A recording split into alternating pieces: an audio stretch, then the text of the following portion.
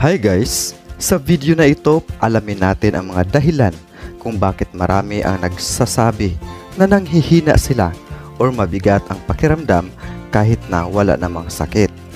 At alamin din natin ang solusyon patungkol dito kung paano palakasin ang ating katawan at pakiramdam. Ibalik ang dating sigla, kumbaga. Ikaw ba?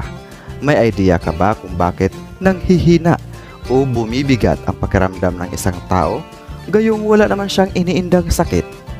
Siguro, yung iba nanghihina dahil walang pera. Legit. Pero maliban dyan, marami pang ibang dahilan. Kaya, samahan niyo ako sa video na ito mula umpisa hanggang dulo para naman aware kayo at malabanan o maiwasan ang paghihina ng katawan. Pero bago yan, kung ikaw ay hindi pa nakapag-subscribe sa channel na ito, pasuyong pindutin ang subscribe button kasama ang bell sa tabi nito upang alam mo every time na may bagong video. Paki-like na rin, mag-comment sa baba about your thoughts and ideas, and share dahil sharing is caring.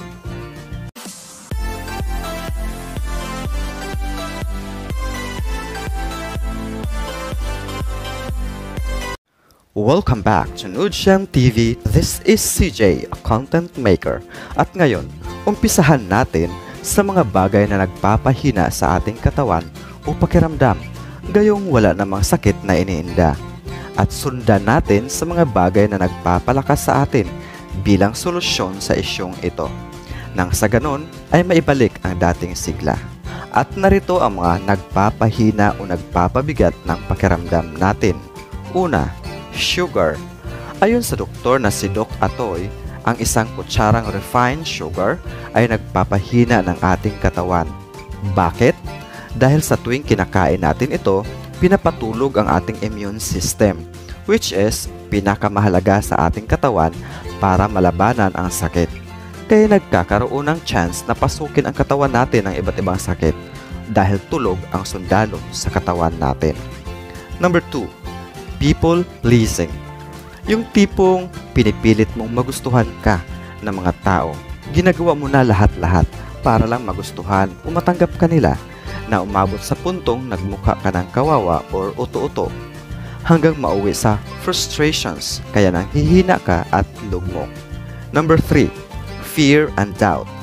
Ang takot at kawalan ng pag-asa o kawalan ng kasiguraduhan ay nagdudulot ng bigat o panghihina sa pakiramdam. Kaya, ang taong punong-puno ng takot ay lugmok. Number 4. Maghapong nakaupo. Siyempre, pag wala kang ginagawa, kung ano-ano na lang pumapasok sa isip mo. Kasama na ang mga problema. Kaya, nanghihina ka talaga.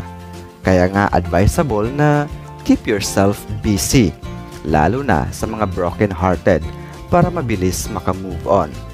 Kumilos ka upang hindi ma-focus ang utak mo sa mga problema at syempre, kapag kumikilos ka, sumisigla ang katawan, lalo na pag pinapawisan. Number 5. Overthinking. May mga tao na nasisiraan ng bait dahil sa sobra-sobra kung mag-isip. Ang overthinking ay nagdudulot ng stress, kaya huwag masyadong pagurin ang utak. Number 6. Worrying. Ang taong walang ibang ginawa kundi mag-alala ay bumibigat ang pakiramdam hanggang sa manghina. Number 7. Dehydration. Siyempre, pag kulang sa tubig ang katawan natin, normal lang talaga na manghina tayo. Number 8. Padalos-dalos. Minsan kapag padalos-dalos tayo sa mga desisyon o ginagawa na hindi pinag-iisipan, madalas hindi maganda ang resulta. Kaya, napapahamak tayo. Ang ending, lugmok. Problematic, mabigat sa pakiramdam, kaya nanghihina. Number 9. Junk food. Sa mga mahilig mag-junk food, alam naman natin na walang magandang maidulot sa katawan ang ganyang pagkain. Kaya, isa ito sa dahilan kaya sumasama ang pakiramdam, bumibigat at nanghihina, lalo pat walang nutrisyon na nakukuha mula dito. Number 10. Mga balita. Actually, hindi naman lahat ng balita ay nakaka-stress at nakaka-frustrate na dahilan upang bumigat ang ating pakiramdam, kaya nanghihina. Pero, aminin na natin na sa mga panahon ngayon, kunting-konti lang ang good news. Madalas, bad news, kaya nakaka-stress ang mga balita. Number 11, masama ang loob. Natural, kapag may tampuka, galit sa isang tao, malamang mabigat sa pakiramdam, kaya nanghihina tayo. Nakakaubos ng energy. Number 12, chismis. Madalas ang chismis ang ugat ng hindi pagkakaunawaan, kaya nagkakaroon ng samaan ng loob, kagalit o kaaway, kaya bumibigat ang pakiramdam at nanghihina tayo. Number 13, kalat. Ang kalat ng paligid ay isa sa sanhi, kaya bumibigat ang pakiramdam natin. Isipin mo pa lang na maraming ligpitin, ay manghihina ka na o pagod ka na. Number 14, galit. Ang galit ay numero 1 na nakakaubos ng energy sa katawan, kaya tayo nanghihina. Kaya dapat stay happy. Ayun. Tawid naman tayo sa mga bagay na malaki ang tulong sa atin upang magkaroon ng sapat na energy o lakas ng katawan. Number 1, sunlight. Ayon nga sa kasabihan, ang sunrise ay bagong umaga at bagong pag-asa, at ang sinag ng araw ay nagbibigay ng energy sa atin. Number 2, being authentic. Yes, ang pagiging totoo sa sarili ay kabawasan ng mga alalahanin sa sarili, kaya always happy at energetic. Number 3, good vibes or positive self-talk. Kapag good vibes ka palagi ay masayahin kang tao at palaging positibo ang pananaw sa buhay, kaya energetic kang tao. Number 4, movement.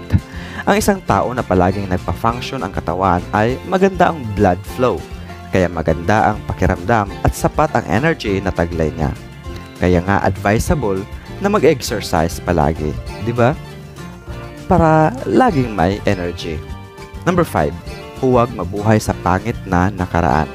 Isipin mo kung ano ang makabubuti sa ngayon at kinabukasan. Walang maitutulong na maganda sa kalusugan kung puro ka hinanakit. Kaya, forget and move on and keep on smiling behind the problems. Matutong magpatawad kahit mahirap upang hindi ka magdusa. Happy lang. Number 6, deep breathing. Kapag mabigat ang pakiramdam, huminga ka ng malalim at smile. Sa pamamagitan nito, maibsan ang bigat na nararamdaman at puro positive energy ang papasok sa diwa mo. Filtered water. Ang malinis na tubig ay mahalaga sa katawan upang tayo ay magkaroon ng energy sa katawan natin. Number 8, huwag padalos-dalos. Think it a million times before you do. Yan ang kasabihan.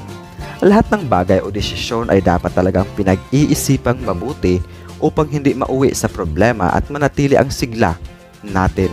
Kapag maganda ang kalalabasan ay magiging energetic tayo. Number 9, nutritious food. Yes, alam naman natin yan na ang masustansyang pagkain ay great source of energy. Kaya dapat pilitin ang masustansyang pagkain na kakainin natin or piliin natin. Number 10, music. Ang music ay malaking tulong sa pagkatao natin upang ma-relax tayo at ma-regain ang energy na hinahanap natin. Kaya nga madalas sa gym ay may music talaga na nakaka-good vibes kasi isa yon sa magsilbing motivation at gana para mag-workout. Number 11, acceptance. Yes, acceptance is the best way to move on. Dahil ang taong punong-puno ng galit at hinanakit ay kailanman hindi magiging masaya. Kaya palaging mabigat sa pakiramdam. Kaya matutong tumanggap ng kabiguan upang maibalik sa katawan ang energy na hangad natin. Kapag masaya ka, energetic ka. Number 12, true friends. Isa sa mga source of energy o nagpapasaya sa atin ay ang mga tunay na kaibigan. Number 13, maaliwalas na paligid. Panatilihing malinis, maganda at fresh ang paligid upang magkaroon tayo ng sapat na energy. Tandaan, oxygen is number 1 source of energy. Number 14, love. Ay alams na. Siyempre, ang taong in love ay punong-puno ng pagmamahal. Kaya masayahin, masigla at buhay at ramdam na ramdam mo ang positive energy sa pagkatao niya.